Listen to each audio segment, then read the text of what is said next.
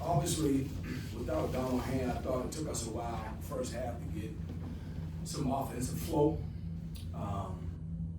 Thought the players did a good job of adjusting in the middle of the first half. We were down 15, so, that's a hole to climb yourself out of. And then I thought California, you got to give them credit. They made 14 threes. It's hard to do that. You defend great. You can be open. Making 14 threes is not an easy thing to do. So you got to give them some credit. 14 threes is 14 threes. So second half, I thought we really played well. We shared the ball. We defended. But we needed to put two halves together. Well, just comment on, so this was a pivotal 3-game homestand. Just what happened? You just couldn't come out of it with anything? Yeah, obviously if you watch the games, I think we all know. We saw the games, we know what happened. 2 point, one tie game with 3 minutes to go. We got an opportunity to win, but they made a few more shots than we did, and so that's pretty simple, And then today, we was down and it took us a while to get going. Coach, you mentioned the three-point defense. You guys obviously one of the better three-point defending teams in all of college basketball, but tonight, Cal, 14 three-pointers.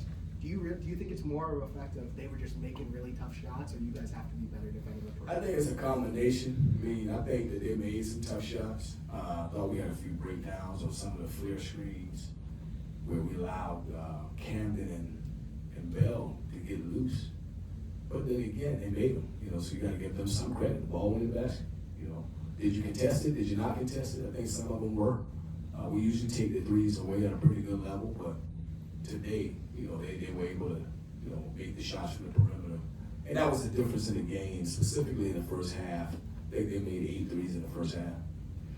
Coach, you mentioned adjustments. You saw this team make a couple of adjustments kind of midway through the first half. Specifically, what adjustments did you see for them to kind of start breaking through a little bit to end the first and kind of into the second? We simplified.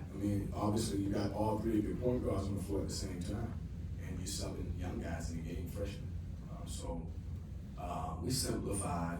We found some rhythm where we could share the ball and move it and find better shots. That was really it, the simplification. And finding the right rotation of guys who can play. And that's kind of what we did the last 25 minutes of the game. At the end of the first half, we made a run. I think it was got to 20, we got it to 14 into the second half. We won the second half, but again, it's a 40-minute game.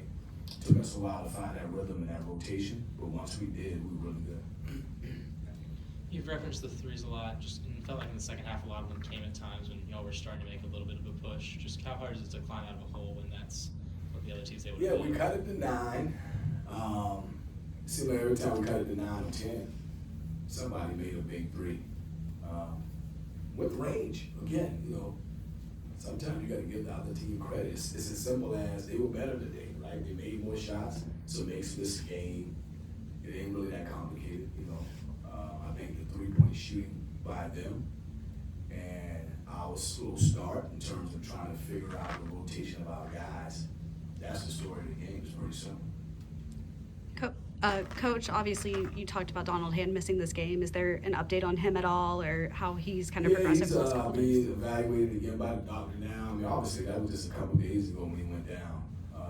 So his health is the most important thing. He got a long career ahead of him, so you never want to rush a guy back. But he wants to be back, and he's passing all of his tests and all his imaging is coming back with the best news he can get. But until they tell him, hey, you cleared and you can play, we're going to continue to move forward without him. But, we'd love to have him back. He's a major part of our team and program. It's the first game I coached in 3 years that he wasn't available to play. So that just kind of lets you know his longevity in the program. Last question.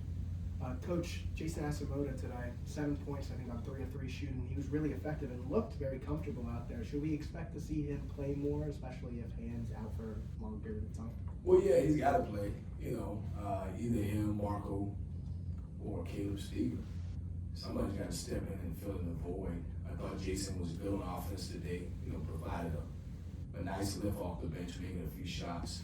And then he'll continue to mature and grow. He's a young guy, too, that hadn't played a ton of minutes. Be able to defend and, play offense and defense and put both together.